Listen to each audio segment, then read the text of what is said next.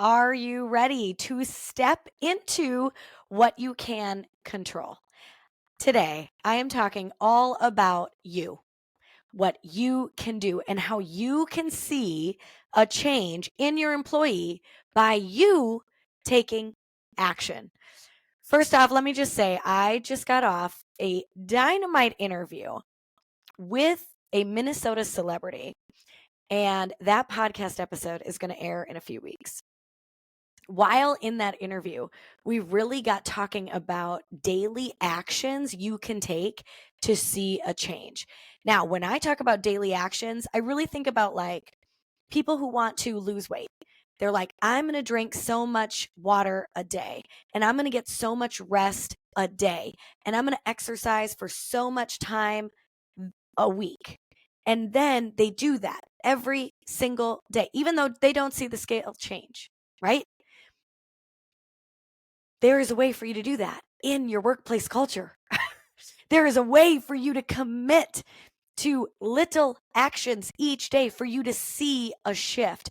And when I tell you that it might happen within a week's time, I am not lying to you. So today, let's talk all about what you can control and how you can create a change on your own. It does not matter what other people are doing or what your leadership wants you to do. It doesn't matter. You are going to be in full control of your actions that is going to set up a shift in your culture. Let's get into it. As so many of you know, I coach clients on a weekly basis, and we have individual calls and we have group calls. And this week was a group call, and I decided to ask, what are the wins that you have seen and you've seen the shift start to happen? And the answers that my guys gave blew me away. And I literally wish I could rewind time, go back to our first call, which looks like it was on March 11th. And I wish I could say to them, in 2 months, this is what you're going to tell me you see, because they would not have believed it. They would have been like, yeah, right. There's nothing I can do to get my employees to change their behavior. I had some of them believing that this is going to be a waste of their time. And yet here we are, 2 months later, almost to the day, and they are telling me about all these wins. Before I get into their examples, I just want to remind you that in my coaching, I really work on mindset first. And I need my clients, I need you as the listener, I need my presentation attendees to fully believe that when they take ownership over their own actions, they will see a positive shift. And I want to tell you that I will guarantee it. When you consistently act in a way, you will see results with the other people around you. And so, if you are not of that mindset, if you are like, and it doesn't matter what I do, and it doesn't matter what I say, and it doesn't matter what actions I take, my teammates or my employees or my students will continue to act in the same way, I'm here to tell you that you are wrong. I don't want to tell you you're wrong. I want you to get on my train, the belief train that when you step into your own actions and truly decide for yourself that you are not worried about the behaviors of others, you are only going to focus on yourself. You are only going to watch over and nitpick your own behavior, that you will see results. Let me tell you about one of my employees this week. He shares that his teammates, his employees, are showing up not only on time, but they are entering the shop floor and they are getting started on their initial projects without his pushing, prodding, reminders, nothing. And I said, well, that sounds like a big shift. What has changed? And he said, well, really, I just decided a couple weeks ago that I was going to talk to every single one of them, one at a time, about my expectation. and what they should be doing when they walk into the shop. And then I decided that anytime they weren't doing that, I was going to make a mention of it. So I was going to come over, I was going to leave them a note if they weren't near their station after they were supposed to be. I was just going to change how I reacted to their behavior. And I was like, and how is that going? To which he said, it's going great. I literally have every guy walking out on the floor on time in their areas, ready to go. And I still come around and just check in with them, make sure they understand what we need to get done that day and where things are and all that good stuff. But everything is going so well, and we are moving within a few minutes of them clocking in. Do you hear that? It wasn't my client saying, I told them they had to, and I told them that they better, and I threatened them with firing them. No. He said, I had a one-on-one conversation with every single one of them. And let me tell you, knowing this individual, it was respectful, but it was also brutally honest. So he sat them down one at a time and said, hey, when you walk in, this is the expectation, and here's why that's important. And then when they didn't show him that behavior, he made a note of it. And no, he wasn't barking at him, screaming at him, yelling at him. He was simply making a note, walking up and saying, hey, today I noticed this was happening. What I need you to do is this. Remember, we talked last week. He controlled his belief, which is he now believed they could all be there on time and working in a productive manner within minutes of clocking in. He had to believe that first. Then he had to share it with them. So he had to use words and clearly explain his expectation. And then thirdly, he needed to use his actions, following up, pulling people aside, right?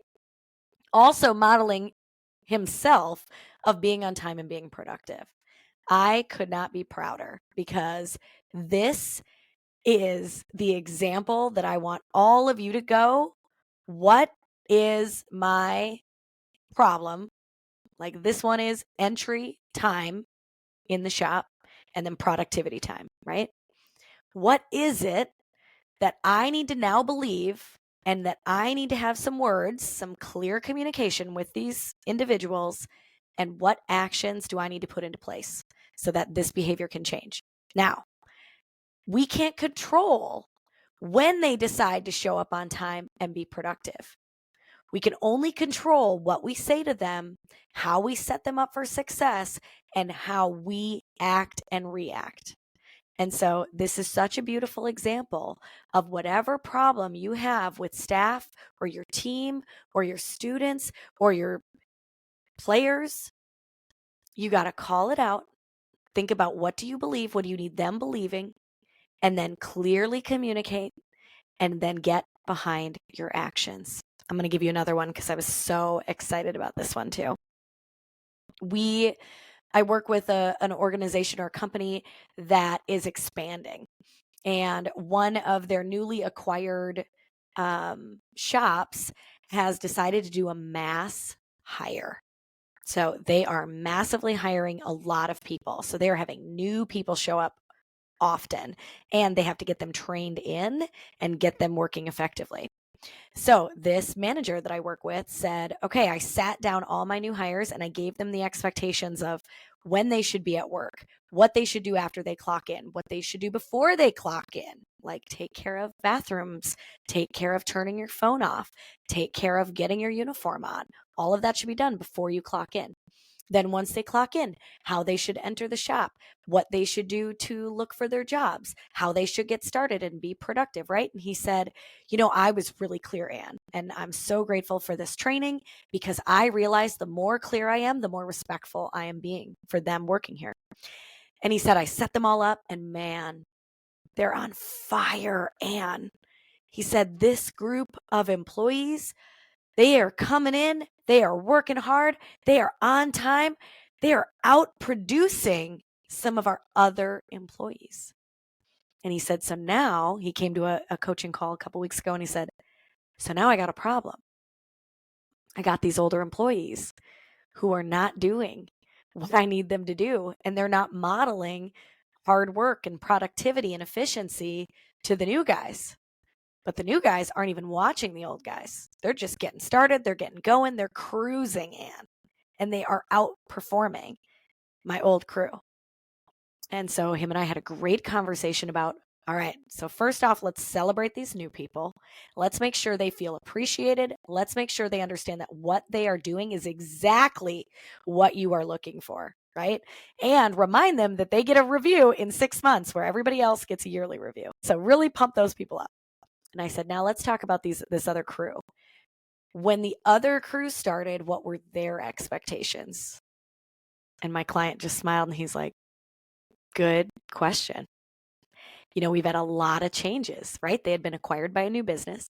And prior to that, they had a lot of manager changes. So there have been new expectations kind of thrown in and out.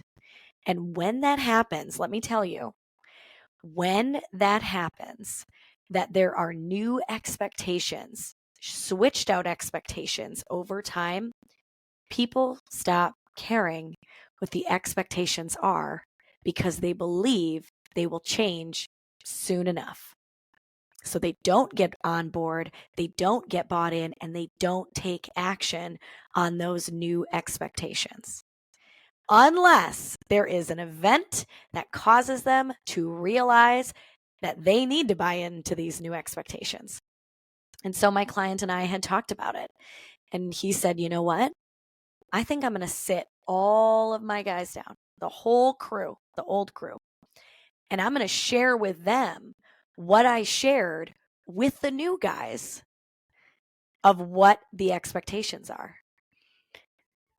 He said, and then I am going to ask them to sign the same agreement I have my new guys sign. This, again, made me so proud because he is controlling his actions. My client is saying, this is behavior that I don't want to see anymore. We've got these new guys coming in with great positive behaviors. I want these to continue, and I want this older crew to get on board with those new expectations. And then my client said, you know what I'm going to do? Do you know what actions I'm going to take? I am going to clearly communicate the new expectations and get them bought in that this is the new standard. And that is exactly what he did. He had everybody sit down and sign their names that they understood that this is what they should do before work. This is what they should do. This is when they should clock in. This is what they should do as soon as they clock in. Oh, it was exciting. Now, to tell you that that went off without a hitch would be a lie.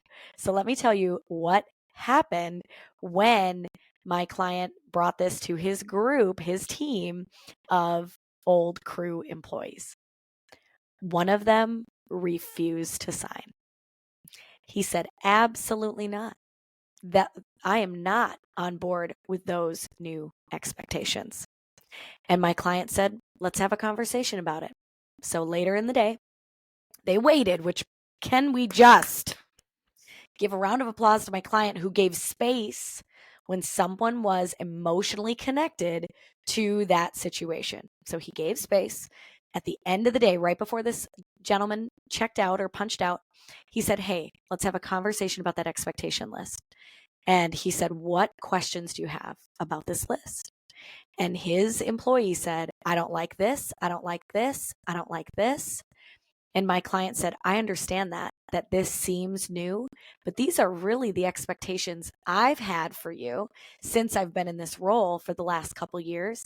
My client said, I have failed to ensure that everyone is following those expectations. And so now I want everybody on the same page, and I want to treat everyone with the same respect, and I want everyone on board that these are the new rules. And when we can be consistent with the new rules, we can all get to work faster.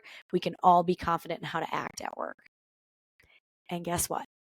That gentleman signed the piece of paper before he left that day. And my client said, he had some really good questions. And I made sure to be in his perspective of, hey, there's changes out of nowhere. And I didn't know these changes, or this was the new expectation. And so he got to ask his questions. He got to feel respected, that he was being listened to. My client gave him reasoning on why this was the new case or why this was going forward. And he signed the piece of paper. And so I just want to remind you today that you are in control of yourself, of your reactions, of your words, and of your beliefs. And so there is a way for you to create change, to create a positive shift at work by you shifting what you are doing, which you can control. And so I want you to think about, what is that thing that you need to change, that you want to change? Maybe it's that you want your employees working all the way to 5 o'clock. I saw a great reel on Instagram over the weekend that was about teachers and how students will slowly start congregating by the door with like 2 minutes left. And then about a month into school, they do it like 4 minutes left. And then a couple months into school, they do it 8 minutes. And then pretty soon, like 15 minutes left in the hour. And some young kid just slams their Chromebook shut and is like, all right, we're good. Let's go hang out by the door, right? And that's because they have been allowed to do that. And the teacher has not stopped them on day 1 or day 10 or day 25 or day 60. And then all of a sudden it seems like this crazy realization that my students are leaving 15 minutes early or stopping work 15 minutes early, right? The same goes with you at work. You might see people slowly start cleaning up their work area, or maybe they turn their computer off, or maybe they run to the break room to clean out their coffee cups. And you're like, man, you're still on the clock. And I'm not saying anything about those behaviors, but if those behaviors become excessive, it can be a problem, right? So let's say that's something you want to eliminate.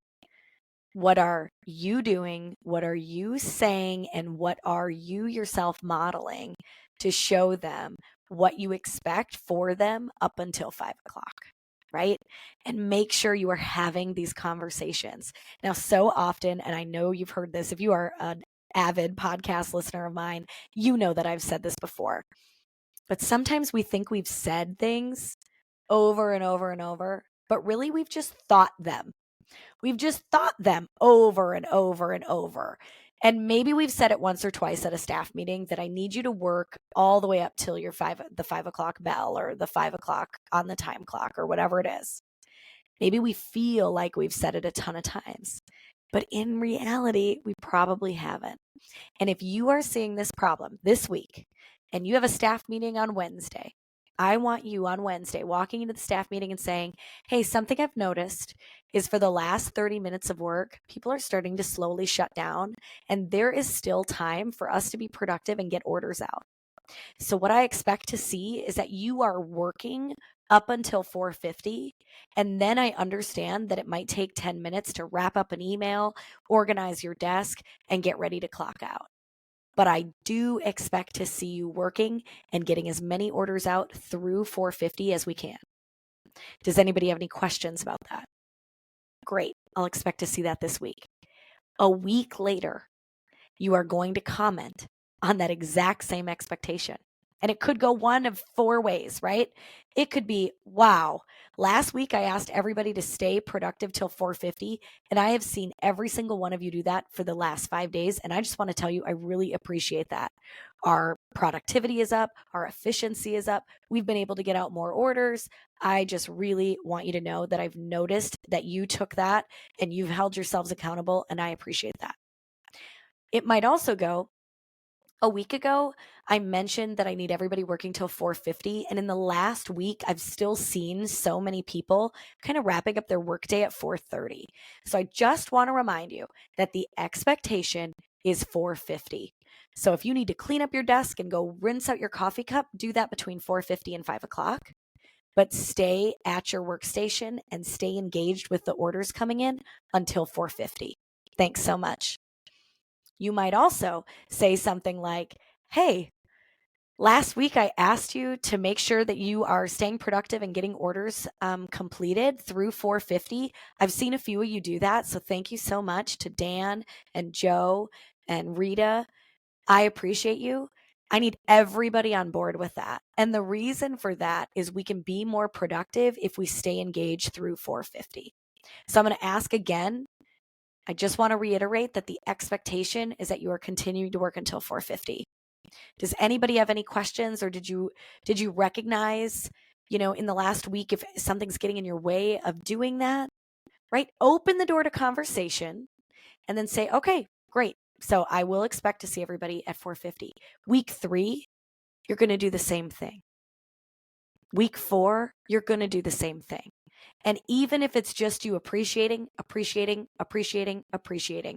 make sure they know that you took notice, that they followed up on your request. If they're not doing it, you're simply restating an expectation. After week 2, I would make sure to go around, just like my client did, and talk to every single person that you see cleaning up around 4:30, 4:45. Really think about how you can change other people's actions by staying consistent yourself. Now, some of you just now in your heads are like, Ann Vogt, if I start nitpicking on this one thing, I'm not going to hear the end of it from my teammates. And here's what I will say to that. When you create structure, when you create consistency, it takes the guesswork out of your team.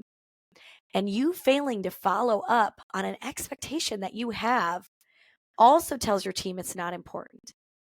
And so by you following up for a couple weeks at a time, it says this is a value of ours, this is an expectation of ours, and there's positive results that can come from this expectation. And that is exactly what I want you to do, is help your team get buy-in that their actions make a difference, and that when they take action in this way, there is a positive result that comes back for them, right? All right. I want to hear what examples you have. If you have not sent me an email yet and you are someone who listens to these episodes, I need you to do that. Please send an email to impact@annvogt.com and let me know either what your challenge is that you want to eliminate, how you plan on doing that, or if you've already put this into action, tell me your wins. Being a podcast host is really difficult because there's not a lot of interaction between my audience and myself. But as a former teacher, as a leader, as a culture coach, I want to be here to cheer you on, root you on, and help support you in whatever way you need it right now. Whether that just be a round of applause back, or maybe it's you and I diving into a conversation about things you could try to truly see a different shift in your culture. Just know that I am here for you, that this truly is my passion, helping other people tackle their challenges and get over problems quickly so that they can enjoy their work, they can enjoy their lives, and they can truly thrive. That is what we are all about here at the What If It Works podcast. And again, what if it works? What changes for you when your staff starts showing up on the shop floor ready to go? What does that allow you to do? What freedom does that give you in your own job? What happens when the new hires hit those expectations and meet them and exceed them, and your older staff, your older crew start doing that as well? What does that do for company culture? What does that do for conversation in the break room later when everyone is held to the same high standard and they are meeting and exceeding it? What does that feel like? It feels like a positive shift, and that's what we want for you. Thank you for going out there and taking action, absorbing this information, but make sure in order to transform your culture, you have to take action on what you are hearing in this podcast. And again, I am here to support you. You can head on over to Facebook, Impact to Influence, and leave a review if you'd like. You can also leave a review on the podcast platform that you listen to. Just know that I am out here working for you and want to be there for you and help you succeed, because what if it works? What if you build the life you want? And what if you create happiness around you so that you feel a little lighter and a little less stressed and a little more energized to go do the things you truly love and be with the people that you love? Continue to go out there and create change.